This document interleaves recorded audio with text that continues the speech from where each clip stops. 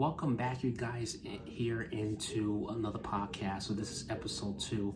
So as you read by the title, so the name of the podcast is called Prices Are Too High. And the title of what I'm going to be talking about is how much has bills made us feel stuck, and how much has it impacted our lives. So let's get right into it. So I need to move into the camera so you guys can hear me. But yeah, like bills has really impacted us like really a lot right now, and a lot of times, especially when we're have our own place, like we live in places like New York, Chicago, Los Angeles, Miami, other cities. We're basically spending about $1,000 to maybe $3,000 or $4,000 a month in rent. Now, New York City, the average for rent is like $5,000. So that's a pretty big bill. $5,000. Like, just think about it for a moment. That's like basically vacation money, pretty much. $5,000. You know what I can do with that kind of money? I can go on vacation for a whole year. Pretty much. But yeah, that's what I pretty much can do. But yeah, like I was saying, like a lot of times when we're dealing with bills and stuff like that, like normally bills are due the first of the month, and they come every single month. It's just, it gets on everybody's nerves. You know, it gets on a lot of people's nerves. And definitely gets on my nerves. Like I get,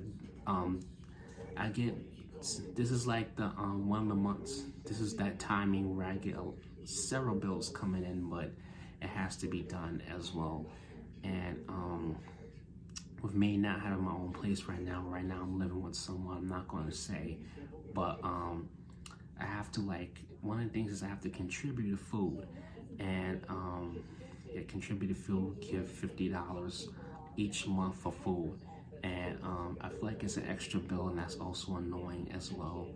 And but it's got to be done, you know.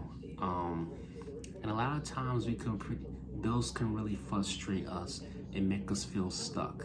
And I think over the last few years, how much bills has really impacted us is you know, they've eaten up more of our paychecks. A lot of things gone up.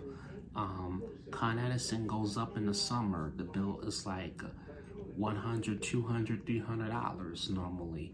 So you have to pay more in Con Ed. So I paid Con Edison. I paid like, what was it? It was 1 month. I think I spent close to $200 in Con Ed. That's the most I've ever paid in Con Ed. But it's a lot though, but it really can impact you as well. So let's talk about it. And then also, another thing I also think is a bill is definitely public transportation, because let me tell you, the subways, it's $2.90 per trip. It's almost $3 a trip, almost $3. Now, a lot of us use either Omni or MetroCard, but at this point, I just prefer Omni because I just don't like MetroCards no more. Like, the MetroCards have became, I feel like, in my opinion, I know some people are really still trying to hold on to the MetroCards, but I feel like, in my opinion, no, MetroCards just became awful. It just has, because a lot of the MetroCard machines, they don't be working. I'm just addressing here in New York City, but here in New York City, a lot of the MetroCard machines just don't be working. Then it's longer wait times. If one machine isn't working, then you have to go to another machine and just to go and refill your MetroCard. So it's just a real pain.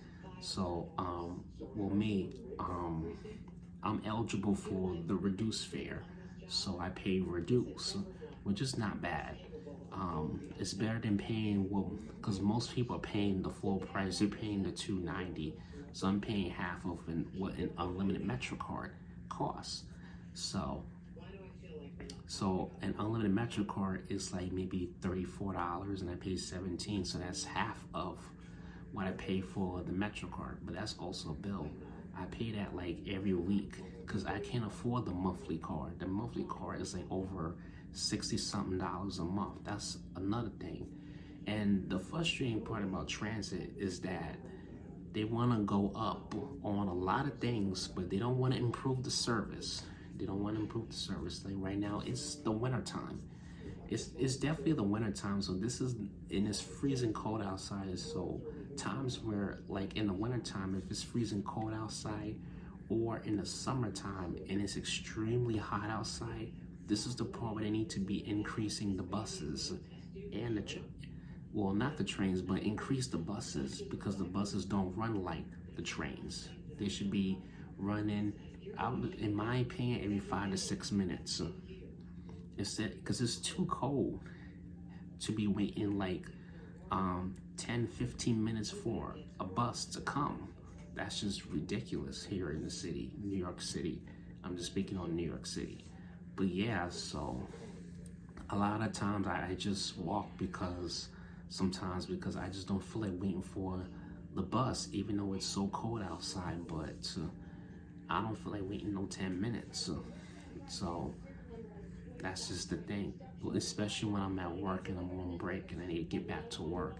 So that's when I walk. So that's just, it's always something with transit. And then on top of it, you have the trains. There was like 2 derailments in 1 week. So it's always something with transit. It's either a derailment, a sick passenger on the train, or there was a dispatcher.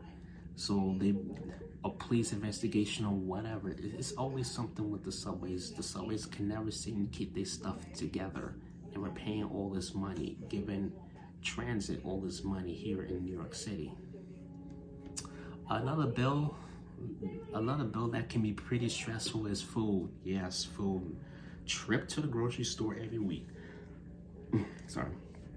A trip to the grocery store every single week can cost you up to maybe almost $200, I would say, for groceries nowadays, because a lot of things has gone up, especially for like eggs or something like that. It's like maybe $6 or $7 at the grocery store. Like even if you go to BJ's, like sometimes BJ's can be pretty expensive unless you have like a membership card, or if you have one of those coupon books, you can get % off certain things. But you're pretty much spending a lot of money at the grocery store every single month, you know, just to save money, because a lot of these fast food places and restaurants, everything has gone up. So you want to save money. So that's the thing though. But yeah, let's talk about it. But yeah, you can definitely spend up to like $100 at the grocery store or more. So, and food is not cheap at all. By the time you finish grocery shopping, you can spend about damn near $200 just for groceries or more, depending on how many people you have in your household. So for me, it's just me and the other person that lives in my household. So it's 2 people that's basically in the household. I'm not gonna give out too much information, you know. Some weirdos out there. There's a lot of weird people out there, so I don't want to give too much information on the internet, you know, especially on YouTube. But yeah, so all depending on who you have. So you have about 5 people in your household, you're going grocery shopping for them, you may be spending more than $200, spending more than $300. It's going to cost you around $300-400 at the grocery store if you got about 4 or 5 people in your household. So if you really sit and think about that, so that can definitely cost you really a lot of money. And by the time you come out the grocery store, it's like you got nothing left, you know, to do what you want to do. You're just feeling stuck, you know. But if you got kids or responsibilities, you pretty much just do what you got to do. So I mean, what can you do? Hey, I mean, if you got kids in your house, they got to eat. Or if you have your mom, grandma, sibling, whoever in your house, you know, everybody has to eat. You know, everybody gets hungry. They can't Nobody can't help that. We can't control ourselves getting hungry. I know our appetites change when we get older because we're not growing anymore, or our bodies are not developing anymore like it used to be. But still, we all still gotta eat. These are things that we have to think of. And another bill that seems to really frustrate it, but this is also a part of transportation, is definitely gas. So if you drive, I know some people do drive in New York City, drive in the city. Some people drive outside the city. People drive everywhere, including in the cities like New York, Chicago, Los Angeles, and like gas is pretty expensive. I don't drive, so I really don't know the prices. But I know gas is pretty expensive, and that will cost you a lot. So you're not really saving anything, especially if you need gas to go to work or to go wherever you need to go. That's gonna cost you a lot. And for gas, you could probably spend up to maybe $80 or $90 or maybe $100 on gas. All depending on how much gas your car needs. So it really all depends. But gas, that's another thing that just eats up your money. It's just gas, but thank God I don't drive, because I live in the city and I can just take public transportation wherever I want to go. So it's just not worth driving the city. And then if you want to look for parking, that's also going to cost you. They're going to certain parking places, they charge you an hour, really all depending. And another thing that is so annoying is tickets. Like my dad, he definitely drives, but he used to live in the city, so he would drive around the city. And you definitely got to be prepared. If you're going to be driving the city, you got to move your car for alternate side parking, otherwise they're going to give you a ticket. So the city is always trying to find ways to give people who drive in the city tickets. It's just so annoying. That's just really,